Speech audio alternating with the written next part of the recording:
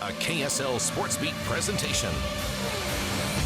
Game Night Live kicks off now. Presented by Subway Restaurants. Subway, where the winners eat. Hey, thanks for watching a special Game Night Live on KSL.com. The first round of the 5A Boys State Basketball Tournament. Lone Peak seems to be a contender every year. With Duke commit Frank Jackson, that is no different in this tournament.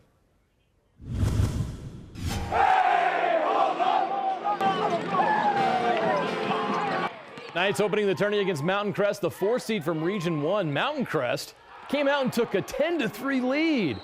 They stunned the Knights early, but Frank Jackson would soon restore order with 2 thunderous dunks. Man, killing the rim. Mountain Crest Zach Smith from 50 feet beats the halftime horn.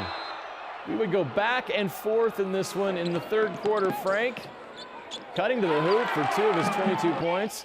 He would get in foul trouble, though, and Mountain Crest would take the lead. Jackson Brenchley had 23 points and 9 rebounds for the Mustangs, also dished out some assists. Alex Dawson had a couple huge buckets in the third. I don't know how he made that one, but it gave the Mustangs a 1-point lead. But after that, Lone Peak goes on a 20-2 run. Defense sparked that run. Talmadge Gunther got fire. He had 14 points. Nate Harkness led Lone Peak with 23.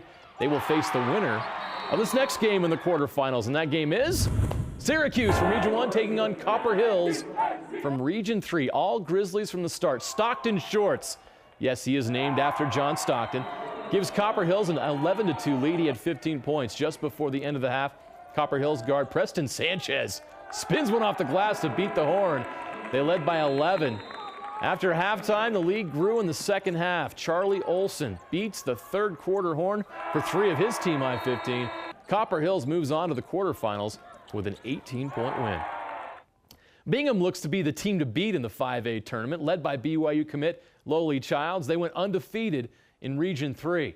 Bingham opened the tourney with Viewmont, a team that stunned Lone Peak in last year's quarterfinals. After a rough start in the first quarter, Viewmont would try to spark a rally. They're led by Cole Hewish.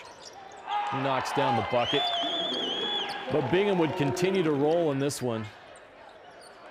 They get the steal, and Brady Atkin is going to capitalize on it.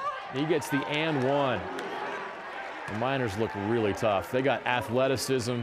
They're strong. They're big. Samuda Avea, just a junior.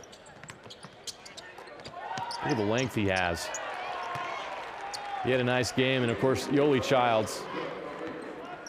Not only does he play well inside, but he can also knock down the 3. At 6'9", Dave Rose is going to love him. 18 points and 11 rebounds, and Bingham moves on to the quarterfinals. Fremont and American Fork. American Fork without their star Brendan Bailey. He's out for the season with a broken hand, so Fremont trying to take advantage of that. Bryant Buse, he was on fire early. Some nice moves to get open. Hits the jumper. And he shows off his skills from behind the 3-point line. Fitting with his jersey number that he knocks down a couple threes. But this was all American Fork after the first quarter. Spencer Johnson picked up the slack without Bailey. He had 27 points, and American Fork goes on to win this one big. They will get Bingham next. Davis and Brighton. Davis down 1 with a shot to win. Actually, this is Chase Mims putting Brighton ahead by 1. Now Davis has a chance to win the game, down 1. But it hits iron, and then Brighton's going to get the rebound, and Mims gets 2 more. The flush just before the buzzer. Brighton moves on to the quarterfinals for the 6th straight year. Westlake, a 4 seed, taking on Region 1 champ Weber. Weber in transition. Whoop! Connor Shaw behind the back pass to Grant Ellison for an easy layup. That was the play of the game, but that's as good as it got for Weber. Westlake outscored the Warriors 22-10 in the third quarter. Asa McCord had 19 points and 9 rebounds. How about this? A 4 seed goes and upsets a number 1 seed. 70-54 is the final score. Pleasant Grove and Skyview. Second quarter, Pleasant Grove finding their rhythm. David Peterson knocks down the 3. And then Brody Childs. The offensive rebound and the foul. Vikings led by as many as 10. Right before the half, Skyview went on a little run. Jake Hendricks beat the buzzer, cuts the lead to 4. Let's go to the third quarter. The rally for Skyview continues. Bryce Mortensen, the football star, can play hoops as well. The and one gave Skyview their first lead since the first quarter. Pleasant Grove answers. Matt McCarty, ooh, throws one down. But this half was all about Hendricks. Spins on the baseline. And then in the fourth, driving and dishing to Max Christensen. And then to cap it all off, he's going to lay it up with his left hand and get another and one. He had 20 points, 5 rebounds, and 3 assists for the Bobcats. Mortensen added 15, and Skyview takes down Pleasant Grove. West Jordan came out firing in the first half against defending 5A champ Layton. Jacob Lowry with the 3. Layton's defense would stiffen.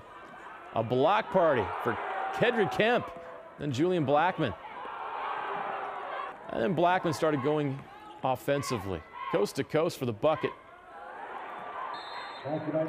Then how about this pass to Blake Hansen in the corner for the 3. And Blackman again attacking, lays it up off the glass, and the Lancers took a 3-point lead into the half. But Layton built an 8-point lead. Quick 5 points from Lowry, including that 3. Got it back down to 3, but Blackman was unstoppable going to the hoop. Gets another 2 here. Then the block party continues. He and Kemp, 2 big swats. Kemp also kicked in 15 points for Layton, showing off his offensive skill right here. Blackman led the way with 21 points. Layton still alive to defend their title.